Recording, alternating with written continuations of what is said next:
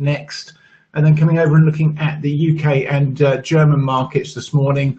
So looking for this last move down in FTSE to the 66.41, 66.82 area. Now either this 4 in this final diagonal's in, or that's the A of it, we're getting a B and we get a C up before we drop, and it's difficult to determine which, but a drop and hit on one of these fibs down here, the 1618, 1764 area on the hourly chart. If you want to trade the FTSE, that would be your long setup. I personally don't like trading the FTSE, as I think you've probably gathered by now.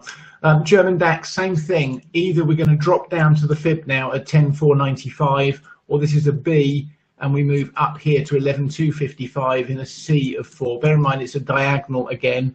We've got huge divergences going on all over the show. I'm expecting that last drop either from the high we saw last week or after a more complex corrective, and that might tempt me long in the German DAX, although I'm not inclined even to take small swing positions and hold them over the Christmas period. It's fraught with danger doing that with the sort of holiday volumes we're likely to see.